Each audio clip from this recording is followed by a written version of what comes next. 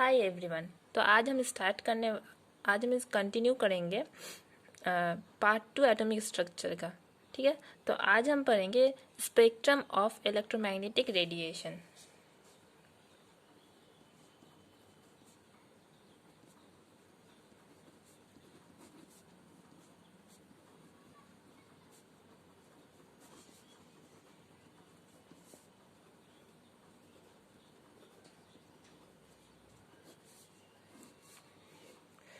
अब spectrum electromagnetic radiation के spectrum पढ़ने से पहले हमें ये पता होना चाहिए कि इलेक्ट्रोमैग्नेटिक रेडिएशन किसे कहते हैं। ठीक है, तो सबसे पहले हम देखेंगे इलेक्ट्रोमैग्नेटिक रेडिएशन किसे कहते हैं।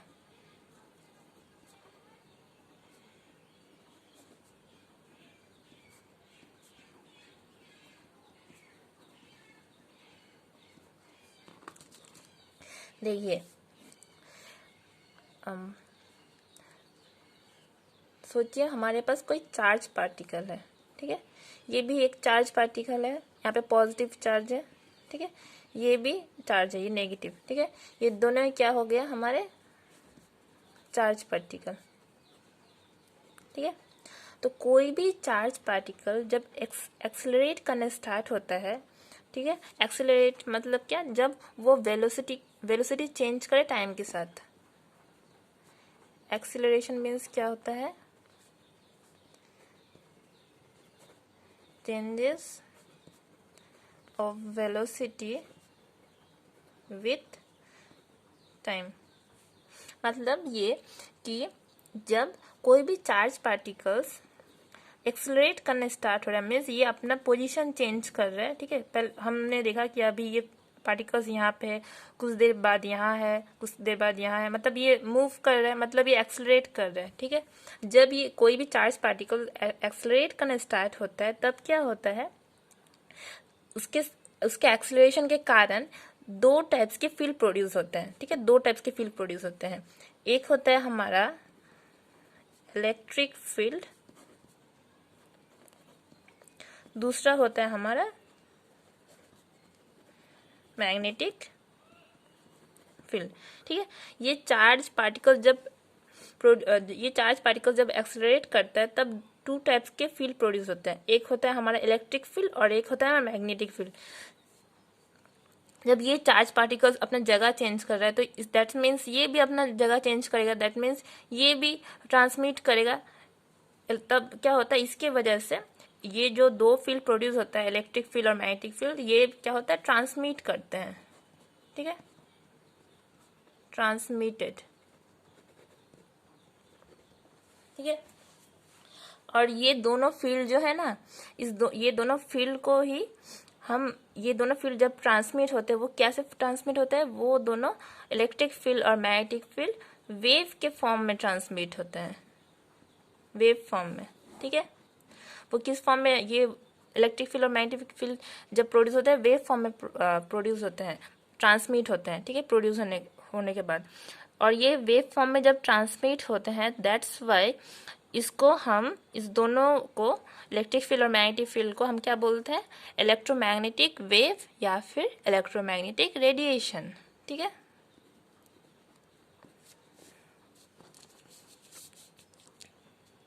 वन प्लस टू को क्या बोलते हैं वेव फॉर्म में, इलेक्ट्रोमैग्नेटिक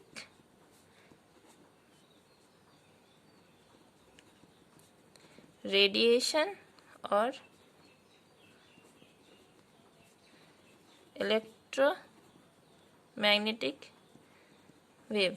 ठीक है, तब हमें समझ में आ गया कि इलेक्ट्रोमैग्नेटिक रेडिएशन किसे कहते हैं। इलेक्ट्रोमैग्नेटिक रेडिएशन जहाँ पे वो क्यों होता है, अगर कोई चार्ज पार्टिकल्स एक्सेलरेट करना स्टार्ट करे, उसके एक्सेलरेशन के कारण दो फील्ड प्रोड्यूस होते हैं, दैट इज इलेक्ट्रिक फील्ड और मैग्नेटिक फील्ड।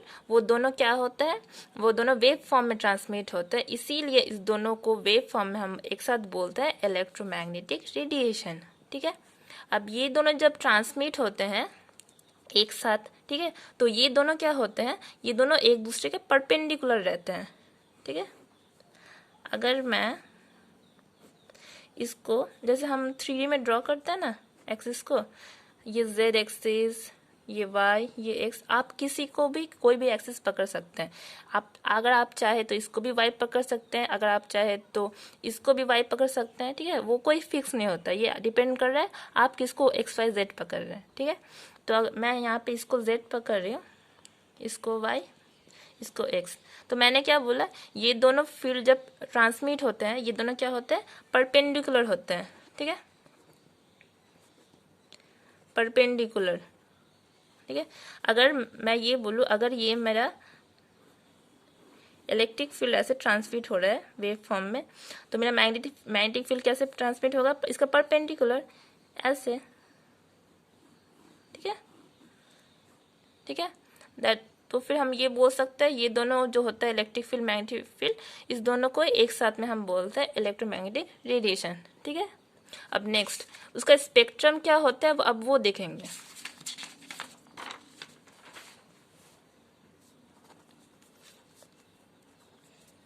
इसका स्पेक्ट्रम जो है वो होता है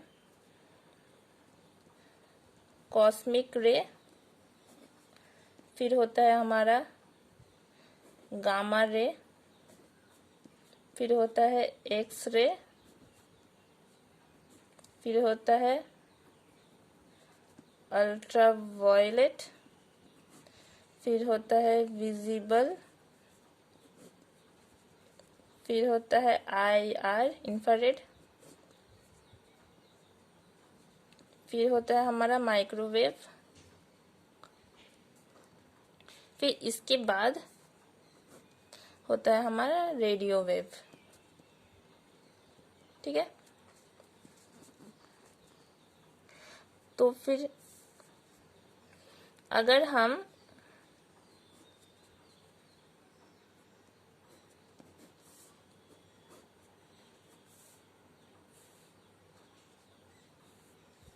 ये मैंने लैम्डा के फॉर्म में लिखा, ठीक है। एक लैम्डा का फिक्स वैल्यू होता है कि लैम्डा, यहाँ लैम्डा का वैल्यू हमें जरूरत नहीं है, लैम्डा 10⁴ to 10⁴8, इस दोनों के फिक्स में एक वैल्यू, फिर 10⁸ से 10⁻10 उसके फिक्स में एक वैल्यू, ऐसे। तो हमें वैल्यू याद रखने की उतना ज़रूरत नहीं है, ठीक है। हमें बस पता होना चाहिए CL वाइज कौन सा क्या होता है, ठीक है। तो ये मैंने जो लिखा है, ये स्पेक्ट्रम, ये जो सीरीज लिखा है वो मैंने लैम्डा के फॉर्म में लिखा है, ठीक है। मतलब अगर हम लेफ्ट टू राइट जाए तो क्या होगा, वेवलेंथ हमारा इंक्रीज करेगा, ठीक है। और हमें पता है इसके फर्स्ट वीडियो में हमने पढ़ा था कि nu equal to C/λ। That means lambda और न्यू क्या होता है, इनवर्सली प्रोपोर्शनल होता है। अगर न्यू हमारा इंक्रीज होगा तो लैम्डा हमारा क्या होगा, डिक्रीज होगा, ठीक है। और अगर लैम्डा को हम इंक्रीज करेंगे तो क्या होगा, न्यू जो होगा हमारा, मतलब हमारा फ्रीक्वेंसी जो होगा वो क्या होगा, डिक्रीज करेगा, ठीक है। तो फिर हम ये बोल सकते हैं अगर लेफ्ट टू राइट जाएंगे हम, तब हमारा अगर लैम्डा इंक्रीज हुआ, that means left to right जाने से क्या होगा, न्यू हमारा क्या होगा, डिक्रीज होगा, ठीक है। अब ये जो सीरीज है, ठीक है, इसको याद रखने का आप एक ट्रिक यूज कर सकते हैं। वो बहुत फनी सा ट्रिक है। अगर आपको ऐसे याद हो तब तो बहुत अच्छी बात है, अगर आपको याद ना हो तो आप ट्रिक यूज कर सकते हैं। वो ट्रिक है C⁻X U भीम रे, ठीक है। तो C से हमारा हो गया कॉस्मिक, गामा से हो गया हमारा गामा रे, X से हो गया हमारा एक्स रे, U से हो गया हमारा अल्ट्रावायलेट रे, V से हमारा हो गया विजिबल रे, I से हो गया इंफ्रारेड, IR मीन्स इंफ्रारेड रे, ठीक है। I से हो गया इंफ्रारेड, और M से हो गया माइक्रोवेव, और R से हो गया हमारा रेडियो वेव, ठीक है, ठीक है। तो आप इस तरह से इस ट्रिक को फॉलो रख के भी याद कर सकते हैं, ठीक है। उसके बाद नेक्स्ट हम पढ़ेंगे एनर्जी ऑफ फोटोन।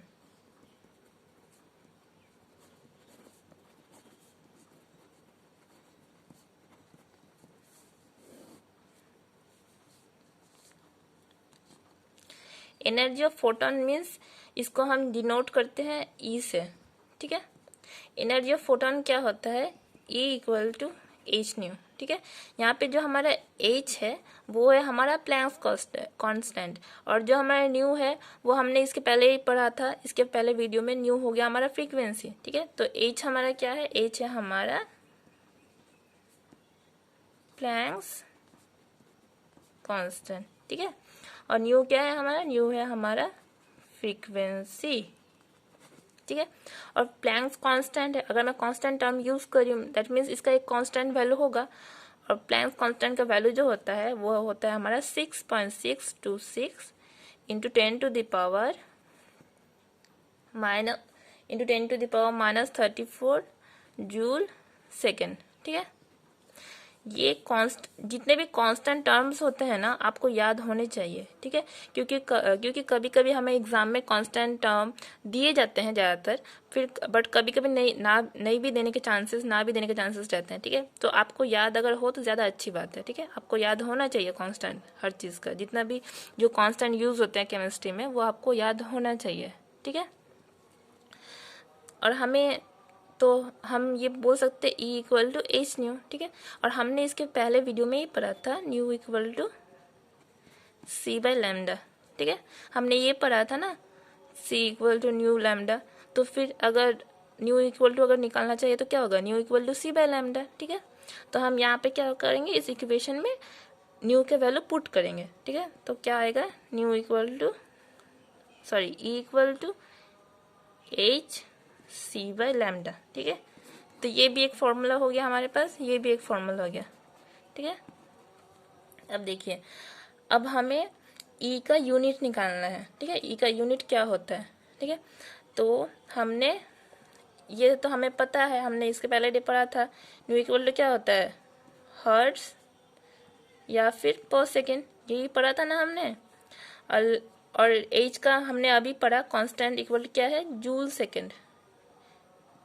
H का क्या है, जूल सेकेंड। ठीक है, तो अगर अब मैं यहाँ पे इस फॉर्मूला में बैठा हूँ तो यहाँ पे E का यूनिट क्या होगा, E का यूनिट आपका H का मैं बैठा रही हूँ जूल सेकेंड, और न्यू का मैं बैठा रही हूँ पर सेकेंड। तो सेकेंड कैंसिल आउट, तो क्या आ गया, एनर्जी का यूनिट जूल। ठीक है, इसको कैपिटल J से डिनोट करते हैं। ठीक है, जूल।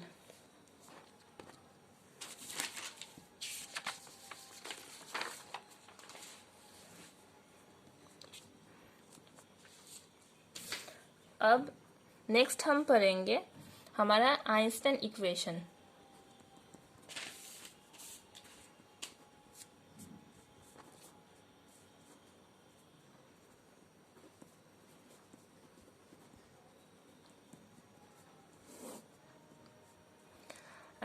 आइंस्टाइन इक्वेशन जो था वो होता था E equal to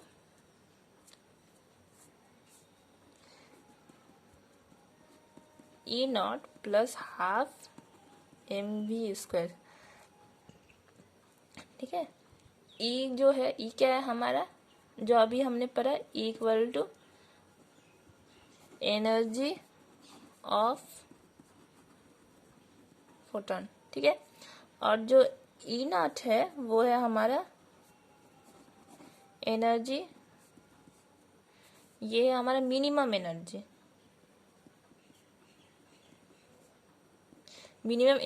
to eject the electron. ठीक है, और जो M है वो है हमारा मास ऑफ इलेक्ट्रॉन। अच्छा, मास ऑफ इलेक्ट्रॉन कांस्टेंट होता है, उसका वैल्यू 9.1 इंटू 10⁻⁻31 kg। ठीक है, ये जो मास ऑफ इलेक्ट्रॉन है ये कांस्टेंट होता है। ठीक है, और जो V है हमारा वो है हमारा वेलोसिटी ऑफ इलेक्ट्रॉन। ठीक है, लेकिन ये V और जो हमने जो C पढ़ा था ना, C वो दोनों लेकिन अलग है। ठीक है, ये C हमारा क्या है, वेलोसिटी ऑफ लाइट। ठीक है, जो फिक्स होता है वैल्यू, बट यहाँ ये क्या है, वेलोसिटी ऑफ इलेक्ट्रॉन। ठीक है, दोनों लेकिन डिफरेंस है, दोनों वेलोसिटी है, ये लेकिन इलेक्ट्रॉन का वेलोसिटी और ये वेलोसिटी ऑफ लाइट। ठीक है, दोनों को आप मिक्स नहीं करेंगे। ठीक है, अब देखिए, ये जो है, ये जो इक्वेशन है वो आइंस्टाइन ने एक फोटो इलेक्ट्रिक इफेक्ट एक थ्योरी है उससे आया है, ठीक है। तो फोटो इलेक्ट्रिक थ्योरी जो है वो फोटो इलेक्ट्रिक इफेक्ट वो जो थ्योरी वो हम अभी नहीं पढ़ेंगे, ठीक है। जब मैं क्लासेस स्टार्ट कराऊंगी क्लास 11 का सीबीएसई बोर्ड के लिए, तब मैं डिटेल्स में सारे चीज़ें पढ़ाऊंगी, ठीक है। तो अभी तो हम सिर्फ नीट के लिए पढ़ रहे हैं, ठीक है। तो नीट के लिए पढ़ रहे हैं, इसीलिए हम सिर्फ मेन जो फॉर्मूला बेसिस क्वेश्चंस आएंगे, जो मेन कॉन्सेप्ट है, बस वो ज़रूरत से ज़्यादा और एक्स्ट्रा नहीं पढ़ेंगे हम, ठीक है। तो क्या होता है यहाँ पे, तो ये मैं थोड़ा सा बता देती हूँ। सोचिए ये हमारा कोई भी मेटल है, मेटल प्लेट, ठीक है। तो यहाँ पे क्या हुआ, फोटोन आया, फोटोन उसका एनर्जी है ई, वो आके जैसे ही मेटल पे स्ट्राइक किया, हमें पता है मेटल्स में क्या होता है, इलेक्ट्रॉन होता है, ठीक है। जैसे वो मेटल में आके स्ट्राइक किया तो क्या हुआ, इलेक्ट्रॉन एजेक्ट होने स्टार्ट हुआ, ठीक है। जो इलेक्ट्रॉन जो एजेक्ट होता है, ठीक है, वो एजेक्ट होने के लिए उसको एक एनर्जी चाहिए, ठीक है। वो जो मिनिमम एनर्जी होता है, जो एनर्जी से जिस एनर्जी के नीचे अगर हम एनर्जी डाले फोटोन, जो उस एनर्जी से नीचे अगर एनर्जी लेके आए फोटोन, तब क्या होगा, इलेक्ट्रॉन जो एजेक्ट हो रहा है वो एजेक्ट नहीं होगा, ठीक है। तो हमें एटलीस्ट मिनिमम एनर्जी रिक्वायर्ड होता है कि इलेक्ट्रॉन एजेक्ट करें, ठीक है। तो वो मिनिमम एनर्जी हमारा होता है ई नॉट, ठीक है। इस ई नॉट को ना हम वर्क फंक्शन भी बोलते हैं, ठीक है। मैक्सिमम केसेस में वर्क फंक्शन ही बोलते हैं, ठीक है, ठीक है। तो work function equal to E naught हुआ, ठीक है। तो वर्क फंक्शन को हम फाई भी बोलते हैं कभी कभी, ठीक है। देखिए अगर मिनिमम, हमें अभी हमने कुछ देर पहले हमने पढ़ा E equal to H nu, ठीक है। न्यू क्या हो गया हमारा, न्यू हो गया हमारा वेलोसिटी, सॉरी न्यू हो गया हमारा फ्रीक्वेंसी, ठीक है। यही तो होता है ना, न्यू इक्वल टू हमारा, सॉरी ई इक्वल टू, यही तो होता है हमारा एच न्यू, और हमारा न्यू क्या होता है, वो होता है फ्रीक्वेंसी, ठीक है। तो हम ये लिख सकते हैं E equal to E square plus half m v square, E का वैल्यू यहाँ पे पुट कर सकते हैं, h nu nought plus half m v square, ठीक है। तो यहाँ पे जो न्यू नॉट है ये होता है हमारा थ्रेशोल्ड फ्रीक्वेंसी, ठीक है। और ये हमारा नॉर्मली क्या हुआ, ये फ्रीक्वेंसी किसका, फोटोन का, ठीक है, ठीक है।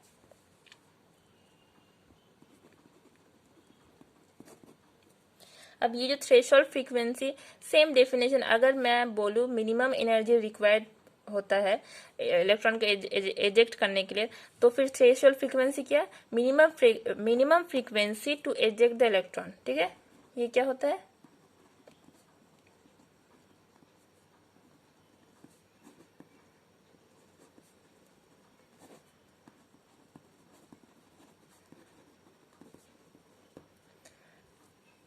ठीक है।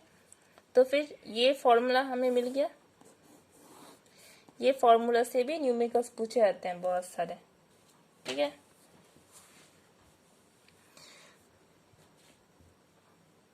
अब नेक्स्ट देखेंगे, नेक्स्ट है हमारा Rydberg equation.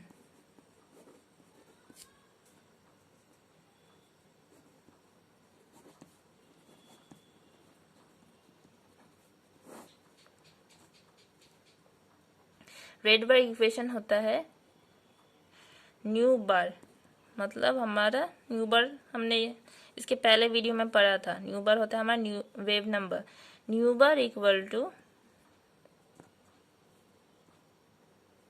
109,677 into 1/n1 minus n2 square per centimetre, ठीक है। ये जो 109,677 है ना, ये हमारा RH, that is RH equal to Rydberg constant, ठीक है। और हमारा जो n1 है और n2, n1 है हमारा लोएस्ट और इनिशियल स्टेट, ठीक है। और ये है हमारा फाइनल और हाईएस्ट स्टेट, ठीक है। तो मैं वीडियो को यहीं पे स्टॉप कर रही हूँ। बाकी जो भी होगा वो नेक्स्ट वीडियो में पढ़ेंगे, ठीक है। Thank you.